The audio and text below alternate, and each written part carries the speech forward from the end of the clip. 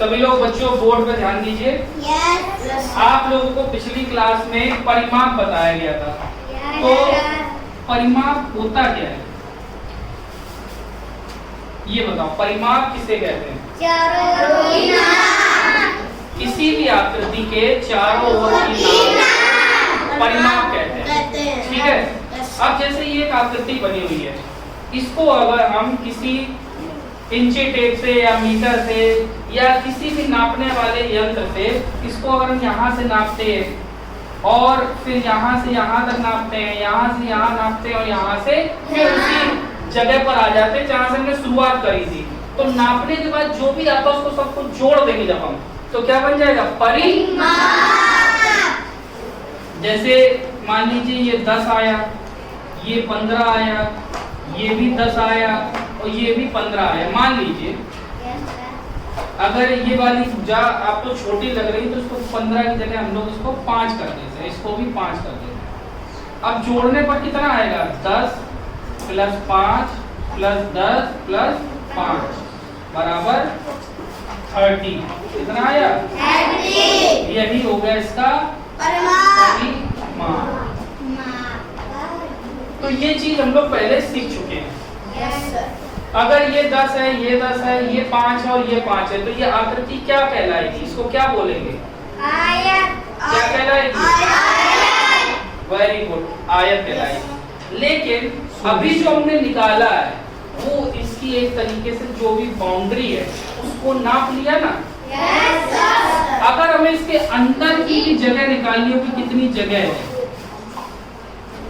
अगर हमें इसके अंदर की भी जगह निकालनी हो कि ये अंदर कितनी जगह है, उसको हम कहेंगे क्षेत्रफल। क्या कहेंगे? क्षेत्रफल।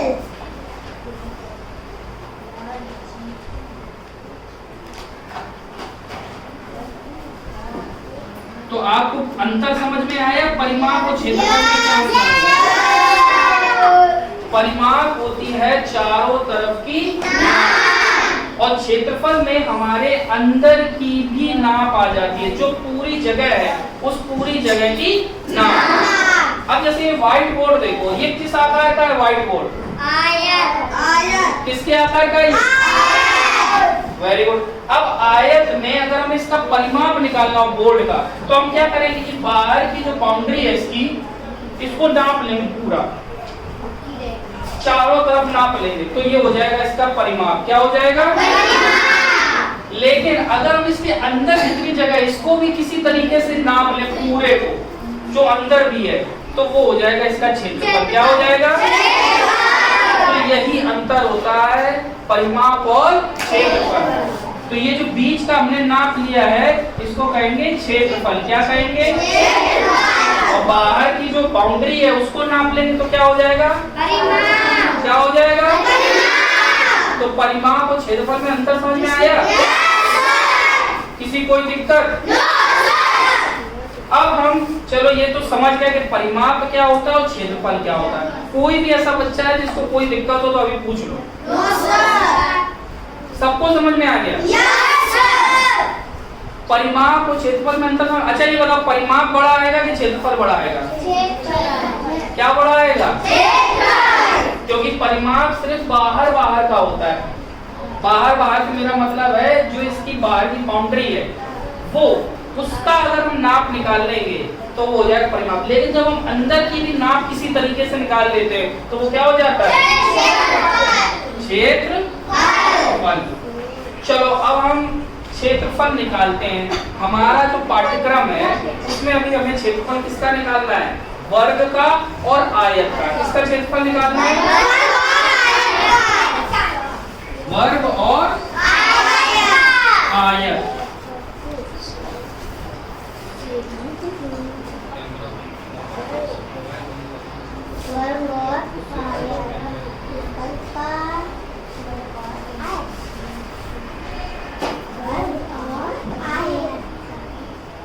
अच्छा पहले बच्चों ये बताओ वर्ग क्या होता है? किसको हम वर्ग कहेंगे बताओ? हाँ बताओ बेटा। किस चतुर्भुज को हम वर्ग कहेंगे? जिसके चारों भुजा बराबर और कोण कितने अंश के हों? 90। कितने अंश के हों? हम एक वर्ग यहाँ पे बनाने की कोशिश करते हैं। मान लीजिए एक वर्ग है जिसकी सभी भुजाएं बराबर है। मान लीजिए ये वाली भुजा 10 की है, ये वाली भुजा 10 की है, ये वाली भुजा 10 की है और ये वाली भुजा भी 10 की है। और इसके सभी कोण कितने अंश के हैं? 90। कितने अंश के हैं? 90 अंश। ठीक है। अब हमें इसका अगर क्षेत्रफल निकालना है तो हम पहले तो हम क्षेत्रफल बिना फॉर्मूले के निकालते हैं, बिना फॉर्मूले में। तो वो क्षेत्रफल की आपको जो अवधारणा होती है वो समझ में आएगी, फिर हम आपको उसका फॉर्मूला बताएंगे। ठीक है। तो ये 10 है, ये मान लीजिए 10 सेंटीमीटर है और ये भी 10 सेंटीमीटर है। सेंटीमीटर सब लोग जानते हैं। अब ये 10 सेंटीमीटर इसकी ऊंचाई मान लीजिए आप और 10 सेंटीमीटर इसकी चौड़ाई। अब अगर हम इसमें इसको नापना चालू करें तो एक लाइन पूरी 10 की मिलेगी हमको। फिर ऊपर वाली लाइन एक और 10 की मिलेगी, एक 10 की मिलेगी। 10 एक सेंटीमीटर की कितनी लाइनें मिल जाएंगी हमको। अब इधर इसको लंबाई से काटना चालू करें तो एक ये 1 सेंटीमीटर की, एक ये, एक ये, एक ये, एक ये, एक ये, एक ये, इस तरीके से टोटल 10 मिलेंगी। 1 2 3 4 5 6 7 8 9 10। अगर इन खानों को हम गिन लें कितने खाने बने हैं तो ये एक सेंटीमीटर, 1 सेंटीमीटर लंबाई और 1 सेंटीमीटर चौड़ाई का एक खाना बन जाएगा। तो ऐसे हमें कितने खाने मिलेंगे? अगर 1 2 3 4 5 6 7 8 9 10। ठीक है। 10 यहाँ मिले, अगली लाइन में 20, फिर अगली लाइन में 30, फिर अगली लाइन में 40, फिर अगली लाइन में 50, 60, 70, 80, 90 और आखिरी में 100 खाने मिल जाएंगे हमें। और यही इसका क्षेत्रफल हो जाएगा।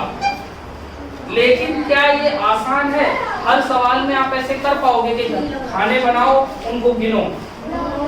आसान नहीं है ना। इसीलिए इसके जो गणितज्ञ हैं उन्होंने इसके लिए फॉर्मूला निकाला है, एक सूत्र निकाला है। तो वर्ग का क्षेत्रफल निकालने का सूत्र क्या होता है? वर्ग का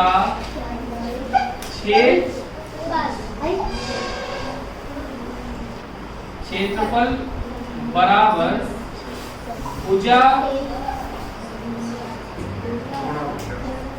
गुणित भुजा, भुजा गुणित भुजा। अब इसमें एक भुजा 10 सेंटीमीटर की है और ये वर्ग है तो सारी भुजाएं 10-10 सेंटीमीटर की होंगी। तो इस वर्ग में सभी भुजाएं बराबर होती हैं, होती ही नहीं होती।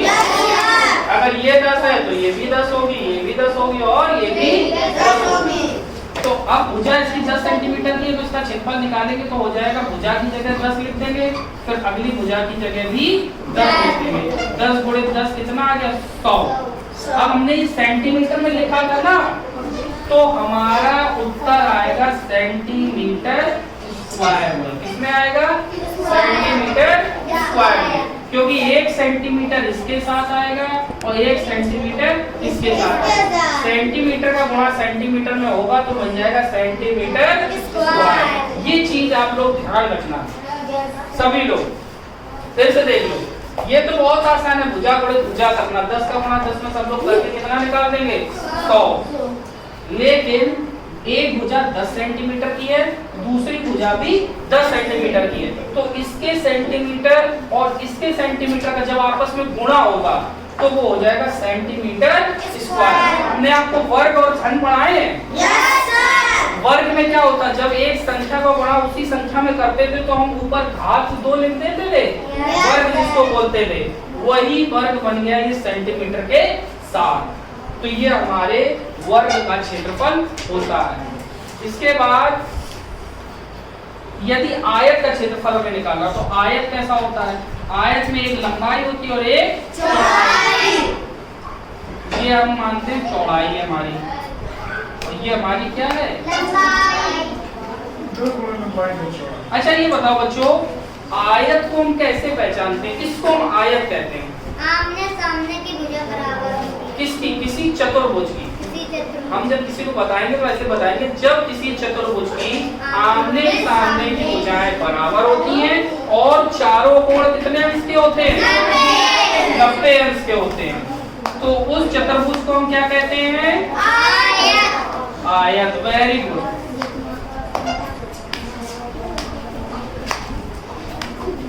अच्छा ये बताओ, आयत में कितने विकर्ण होते हैं? 2। और दोनों विकर्ण एक दूसरे के बड़े होते हैं, छोटे होते हैं, बराबर होते हैं? बराबर। बराबर होते हैं। Very good. चलो अभी हम जो पढ़ रहे हैं उस पर ध्यान देते हैं। आयत का क्षेत्रफल। अब आयत का जो क्षेत्रफल होता है वो कैसे निकालते हैं?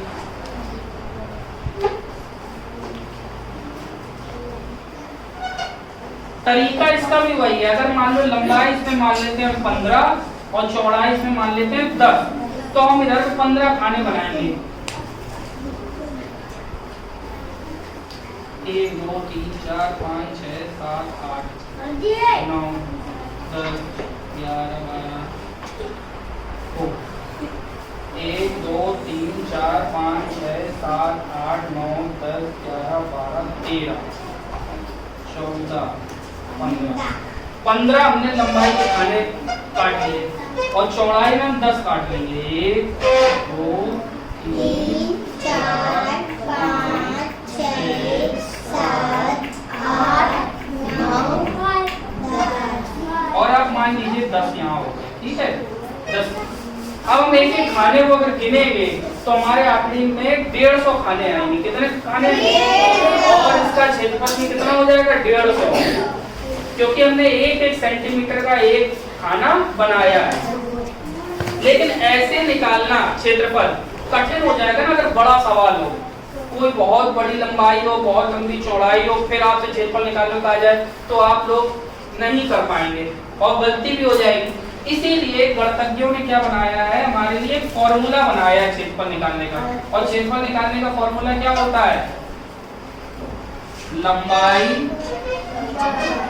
गुणे चौड़ाई। लंबाई गुणे चौड़ाई। तो लंबाई इसमें कितनी है? 15, और ये सब हम सेंटीमीटर में लिख रहे हैं। किसमें लिख रहे हैं? सेंटीमीटर में।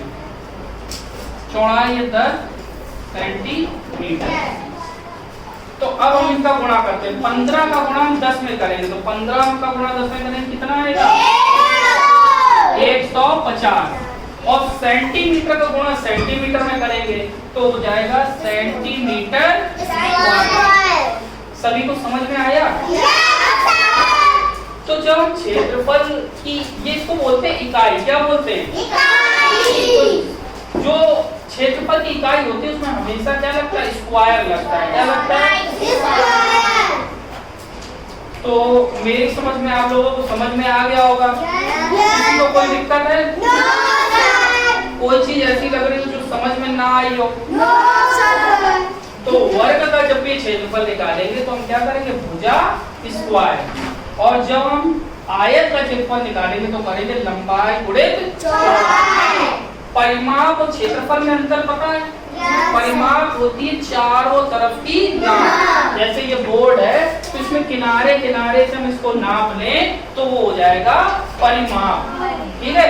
और इसके बीच का भी अगर हम नापते हैं, जो बीच में बना हुआ है, इसको भी पूरे को हम किसी तरीके से नाप लेते हैं तो वो हो जाता है उसका क्षेत्रफल। तो क्षेत्रफल और परिमाप में अंतर स्पष्ट है? चलो ये आप लोग अपनी कॉपी पर उतार लो।